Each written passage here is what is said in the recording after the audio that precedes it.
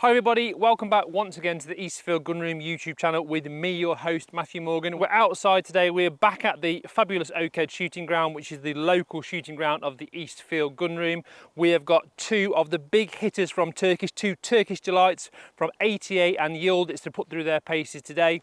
So the two models we're going to look at today are the ATA SP Pro 12 and the Yildiz Pro Black in pretty much an identical specification, so we can do a direct comparison. If you do want any further details on either of these guns, feel free to contact me. Details are on the screen. Now, it's clay shooting season. They're both kind of clay shooting guns. As ever, here at the Eastfield Gunroom, we love anything to do with confectionery. So for today's challenge, we've got some Turkish Delight. So let's go and find out which is the royal flower and which is the real lemon. So I've waffled down some Turkish Delight. I've had to stop because apparently I've got to start filming. And we're here, as I mentioned, at Oakedge Shooting Ground, which is a sporting ground. We're going to start with the Yildiz. We're going to put it through its paces on a few of the sporting stands. And then what we'll do, we'll get the ATA SP Pro 12, get it on the same stands, see which performs the best. And at the end, we'll sit down and talk about it.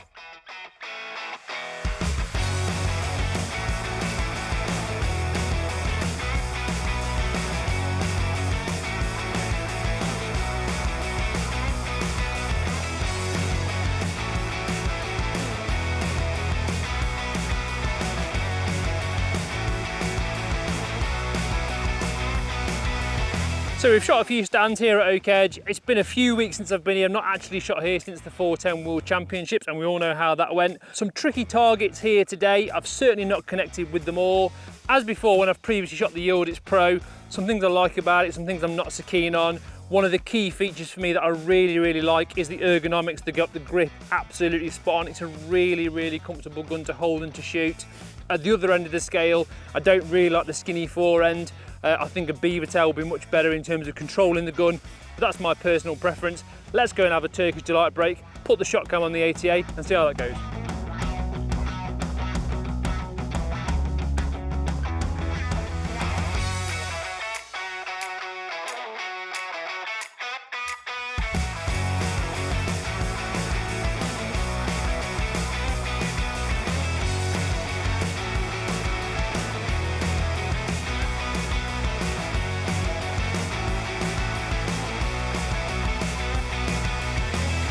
So that concludes the shooting part of our Turkish Delight challenge. I've just been and shot the ATA SP Pro 12, having already shot the Yildiz Pro.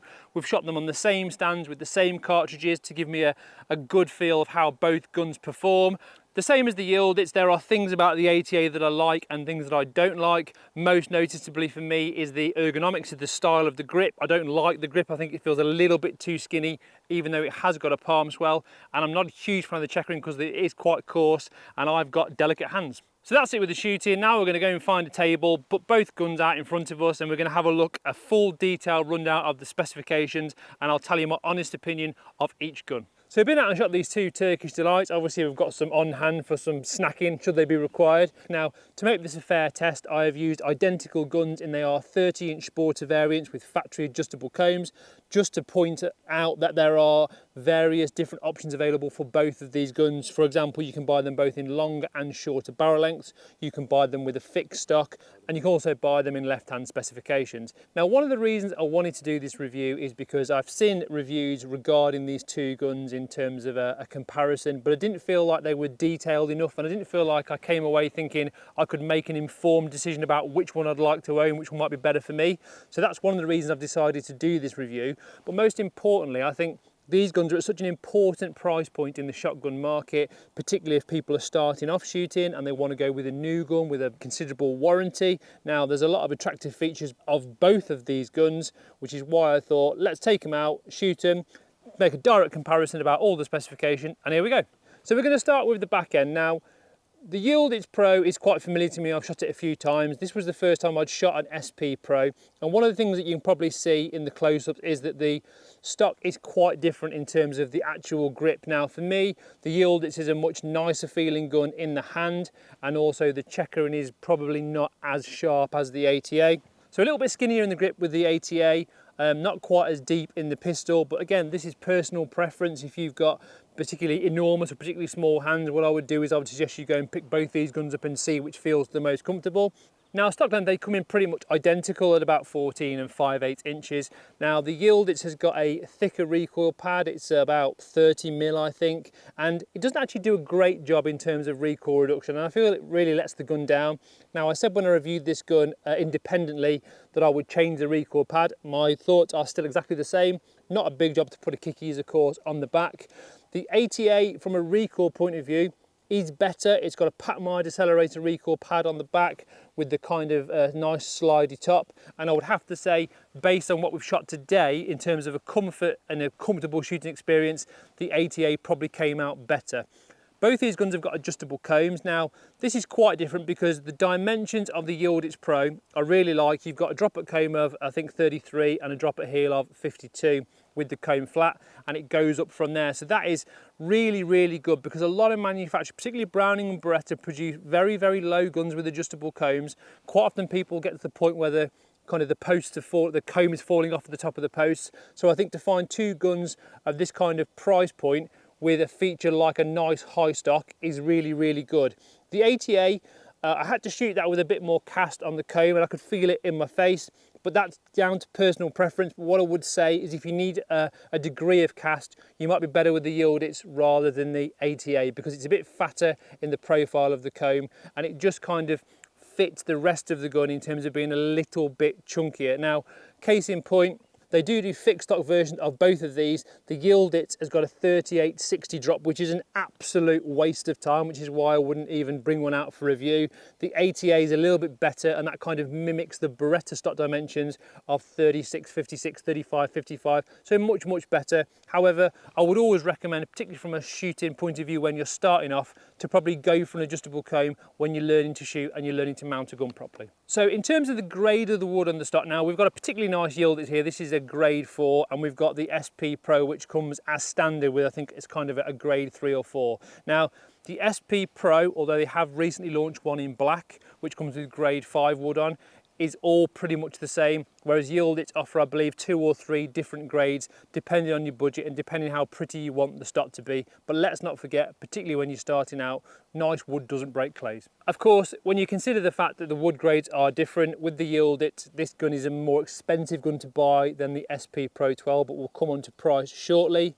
Checkering, double point, I think it's slightly better finished on the Yildiz. I think the actual Yildiz in terms of finish on the wood is slightly better. It's got a nice satin oil finish. I like the coloration of both stocks, both Turkish walnut, because of course they've got loads of Turkish Delight and loads of wood in Turkey.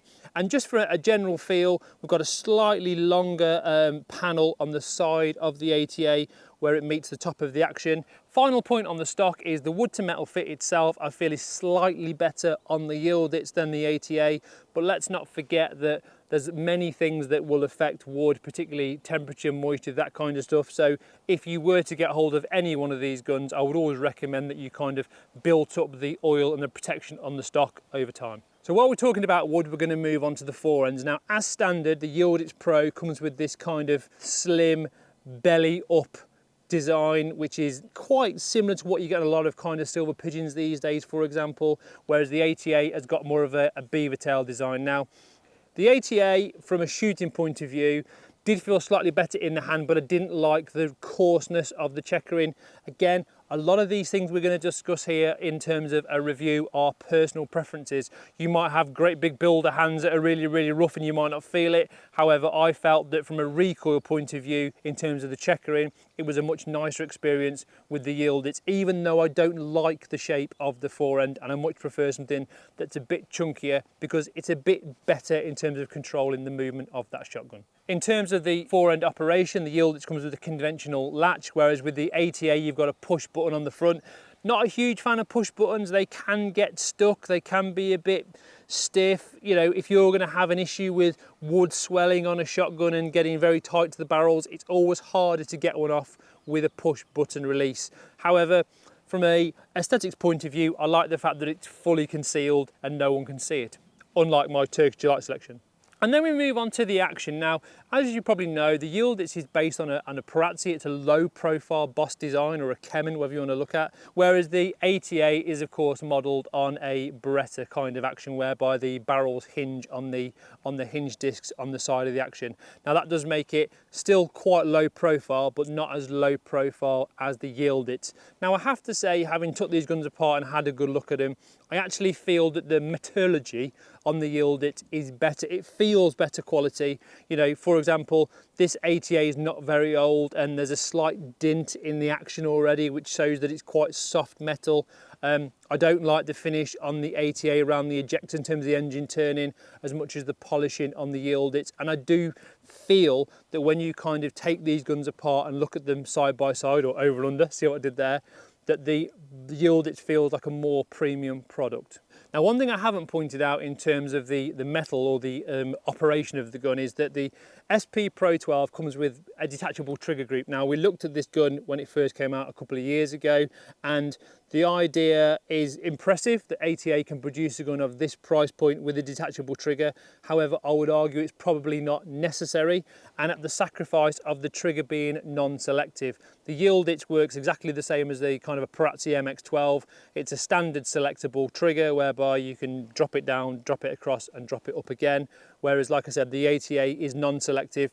And I personally feel that at this price point, when people are starting off to go shooting, a selective trigger is an advantage because it allows them to sort of learn what each barrel does, change chokes and that kind of stuff. So for me, although it's very impressive, and like I said before, with guns like DT11s, Kemens, whatever, you can take them to a hotel, you can take your trigger out, put it in your sock drawer. It's great from a safety point of view. Is it really necessary at this price point? I don't believe so. So sticking with the triggers, we've got a gold trigger on the ATA, this is just aesthetics, and we've got a silver trigger on the Yildiz. The Yildiz is non-adjustable. None of the guns that Yildiz manufacture do have adjustable triggers. Not quite sure why that is. However, if you look at the inspiration for this gun from Perazzi, you'll know why, because MX-2000S, etc., MX-12 don't have adjustable triggers either. The ATA has got an adjustable trigger, and for me it's one of the best features of the gun because of the way it operates. There's no fiddly Allen keys, there's no screwdrivers. You simply push in a button, pull it backwards and forwards to your heart's content, and hey presto, you've got the required length of pull depending on the length of your fingers. So in terms of the actual shooting and the trigger pulls on the gun, they're both okay. You know, I'm used to shooting guns like Beretta DT11s, MK38s, which are probably a little bit more agricultural than the refinement you get on a DT11 or a Perazzi or something, but there's nothing wrong with either of these triggers. And let's not forget kind of the price point that both these guns are set at, which is about £1,000 to £1,500. You're probably not going to notice the difference between an extremely crisp trigger pull and a bad trigger pull. Basically, you pull the trigger, it goes bang, they are perfectly fine for the job. So finishing off with the action, we look at the aesthetics. You've got this kind of brush finish with the Pro 12, with these Pro 12 graphics, and, you know, dare I say, it looks like a Beretta DT11, which I think was always kind of the idea. Whereas the Yildiz is more subtle. It's just got a black action with a slight bit of border engraving. Worth pointing out that we've got a matte black action with a slightly more glossy blued finish on the barrels, and that's where we're going next. So both these guns are overbought to 18.6. Now, inspiration for the ATA actually came from Nigel Teague, who developed the forcing cones on this gun. And I have to say, when you do pull the trigger, you can feel the difference in terms of the recoil. It is a smoother gun to shoot than the Yildiz in its raw form straight out of the box. Both are 30-inch barrels with fully ventilated ribs and center ribs, and with the ATA you can actually get a set of barrel weights. I've never actually seen some. I think they are mystical items that can go along the length of the rib, like a Browning XS Pro or an MK38 competition, if you want to change the balance of the gun. The Yildiz has got an 11x7 sporting tapered rib, which of course it takes from the Perazzi design, whereas the ATA 10mm to 8.5, which of course is the Beretta copy. Both guns 3-inch chambers, both guns high performance steel shot proof, which is exactly what you'd expect in this day and age. Obviously they're all chrome, so there's no issues with pitting and that kind of stuff. And the blue in itself is probably comparable. It's slightly more glossy on the ATA, but I think with it being a little bit more matty, like me, on the Yildiz, it fits in better with the style of the action. Now, if we move to the business end, the Yildiz comes with 5 flush chokes and 2 extended chokes, and with the ATA you just get 5 extended chokes. Both of them have got a pretty much identical LPA red foresight bead, no centre bead on either of these guns. And having shot both of these guns and having shot the Yildiz previously, the Yildiz chokes aren't great, the ATA chokes are okay. I got some reasonable kills with both guns. Yes, you could attribute that to the cartridge, but as I said previously, the Yildiz would probably benefit, as would the ATA, for maybe some Teagues or something like that. Just a slightly better quality choke to enhance what is already a pretty good gun. So in terms of weight, these are both 13-inch sporting guns, and they, believe it or not, weigh exactly the same at £8 3 ounce. Now, I'm a huge advocate of 13-inch sporting guns weighing between 8 and sort of 8.5, and these are exactly on the money in terms of that. What a lot of Turkish manufacturers in the past have made the mistake of making guns a bit too light. That's absolutely fine if you want it as an all-rounder. If you're going to go into clay shooting, you need to buy a clay gun, and that's where either of these £8 3 ounce will fit the bill nicely. So we'll quickly just do the balance test, and we'll start with the ATA. And in terms of putting my hand there on the hinge pin, it's slightly barrel heavy, but you could argue that's probably attributed to the fact that there's not quite as much physical wood in the Yildiz. Now, even though they weigh exactly the same, the Yildiz has got a lower profile action, so you could argue that because of the where the weight is distributed, it should balance slightly better. And to be fair, it's pretty much bang on. So in terms of the actual balance test, guns out the box, the Yildiz wins on that front. However, we talked about the barrel weight system for the ATA. They also do one for the stock, not unlike a DT11. So if you can get hold of some of the weight for the ATA, it'd be no problem, of course, to bring that weight slightly further back and get it back over the hinge pin. So warranty wise, both of these guns here in the UK come with a 5-year warranty as standard. It's worth pointing out that the ATA, although some people whinge about this, only comes in a cardboard box, whereas if you buy a Yildiz of any grade, you will get a plastic case. This grade 4 actually comes in the big Kermit the Frog green velour thing, which is a huge favourite of mine. And in terms of the bits and pieces that come with it, you basically get Allen keys for the adjustable comb, there's no Allen keys for the triggers, and it's a set of chokes. Like I said, you get a couple of extra chokes with the Yildiz, although I believe at the price point these guns are kind of aimed at, I think 5 chokes, just a standard set, is absolutely ample. Now, speaking of price, the ATA is a lower priced gun than the Yildiz. The fixed stock model comes in at about kind of £1,000. However, my recommendation if you buy either of these guns, that you should go for an adjustable comb, because they are much better in terms of the ergonomics and the dimensions than the fixed comb models. And of course, you've got that adjustability and that versatility of having an adjustable comb. The later iteration of the Pro 12 range is the grade 5 black. So basically it looks even more like a Yildiz. It's got a black action with grade 5 wood, and you're looking at about £1,200 or £1,300 for that with the adjustable comb. Now, if you wanted to buy a Yildiz like this with the high grade 4 wood, you're looking at nearer £2,000. There is an option available with a basic grade stock, but it still comes in at more money than what you pay for the standard SP Pro 12. So speaking of those adjustable combs, I just want to mention about the actual hardware inside the comb, the bits of metal that these manufacturers use respectively. They're both sufficient, they're both okay, they both do the job in terms of the left and right and the up and down. All I would say is don't go too crazy in terms of over tightening it when you've had 14 cans of Monster or 11 packets of Turkish Delight. So finally, shooting, what was each of these guns like to shoot, and more importantly, which one would I choose as my favourite Turkish Delight? Now, the Yildiz is a nice gun to shoot. I don't like the forend. I think that the recoil pad is not the best, and I don't really like the chokes that are in it. But as a gun, it's got a lot of potential. A few little tweaks in terms of changing the recoil pad would make it very smooth to shoot.